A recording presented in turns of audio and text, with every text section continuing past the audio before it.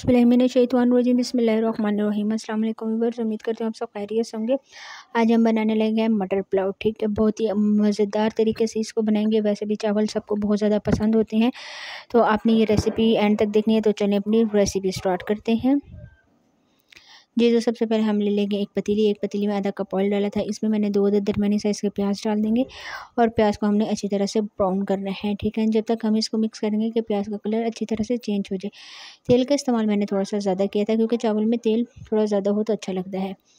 ये तो देखिए प्याज का कलर बहुत ही प्यारा सा आ गया था। अब इसमें हम साबुत मसाले शामिल कर देंगे। 3 से 4 अदद मैंने लौंग शामिल की हैं।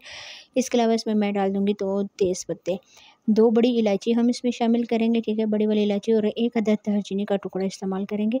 ये डालने के बाद आपने अच्छी तरह से इसको मिक्स करना है कि इसकी खुशबू आ जाए। साबुत मसाले डालने से बहुत ही अच्छी खुशबू आ जाती है इसकी। इसके अलावा मैं इसमें शामिल कर दूँगी 2 अदद टमाटर दरमियाने साइज़ के लिए थे। अच्छी तरह से इसको मिक्स करूँगी तो टमाटर थोड़े से सॉफ्ट हो जाएँ। ठीक है ना, आपने ज़्यादा सॉफ्ट नहीं करने, बस थोड़े से सॉफ्ट हो जाए। इसको मैं मिक्स कर रही हूँ। जैसे ही मैंने साबुत मसाले इसमें शामिल किए तो बहुत ही अच्छी इसमें खुशबू आना स्टार्ट हो गई थी। बहुत ही ज़बरदस्त खुशबू आ रही थी और मैं अच्छी तरह से साथ इसको मिक्स कर रही थी कि टमाटर अच्छी तरह से हमारे जो हैं वो सॉफ्ट हो जाएँ। ये तो टमाटर थोड़े बहुत सॉफ्ट हो गए थे। अब मैं इसमें मसाले डाल दूँगी।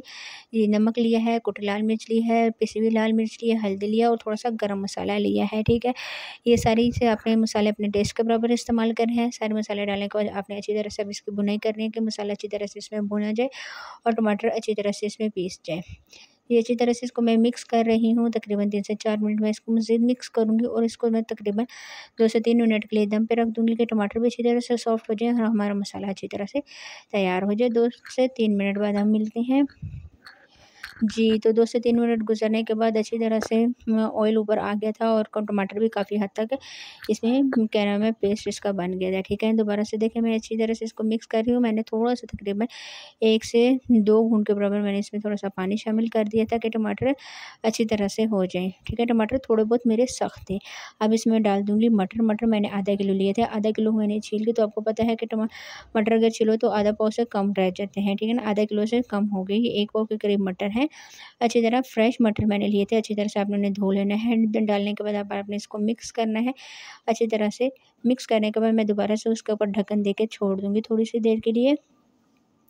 तकरीबन 3 से 4 मिनट के लिए छोड़ूँगी कि जो इसमें पानी डला हुआ था वो भी इसका सूख जाए और जो मटर है वो भी काफ़ी हद तक गल जाएँ। जी, तो 5 से 6 मिनट बाद मैंने देखा तो मसाला बिल्कुल अच्छी तरह से तैयार हो गया था और मसाले जो मैंने इसमें डाले थे वो भी अच्छी तरह से मिक्स हो गए थे। मसाला बहुत ही अच्छी तरह से उबल गया था। ठीक है, अब मैं इसमें पानी शामिल कर दूँगी। तकरीबन मैंने अपने जितना चावल लेने हैं उतना आपने पानी इस्तेमाल करना है। मैंने लिया था 1 गिलास पानी चावल लिए था। अब मैं इसमें 1.5 गिलास पानी डाल दूँगी, क्योंकि मैंने चावल पहले तकरीबन 20 मिनट पहले भिगो के रख दिए थे। अच्छी तरह से इसको मिक्स करूँगी और पानी बॉयल आने का आपने वेट करना है कि पानी को अच्छी तरह से आपके बॉयल आ जाए। उसके बाद आपने चावल शामिल करने हैं। ये तो पानी का बॉयल आना स्टार्ट हो गया था। इस स्टेज पे आप नमक चेक कर सकते हैं। अगर नमक आपको कम लगे तो आप नमक और इसमें शामिल कर देंगे। ठीक है, अब मैं इसमें शामिल कर दूँगी चावल। चावल जो है मैंने बासमती लिए थे। जी, तो चावल को पहले मैंने 20 मिनट पहले भिगो दिया था। चावल डालने के बाद अब आपने चूल्हे की फ्लेम हाई रखनी है और इसका पानी सारा ड्राई करना है। ठीक है, अच्छी तरह से आपने साथ-साथ चम्मच चलाते रहना है कि साथ-साथ चम्मच भी चल जाए और इसका जितना भी पानी आपने डाला हुआ है वो ड्राई हो जाए। जी, तो तकरीबन 8 से 9 मिनट लग गए मुझे इसको मिक्स करते हुए। तो पानी साथ-साथ ड्राई हो रहा था, बहुत ही अच्छी खुशबू भी आ रही थी। तो ये देखें इसके बबल्स आना स्टार्ट हो गए हैं और थोड़ा बहुत पानी रहता है, ये भी अच्छी तरह से सूख जाएगा।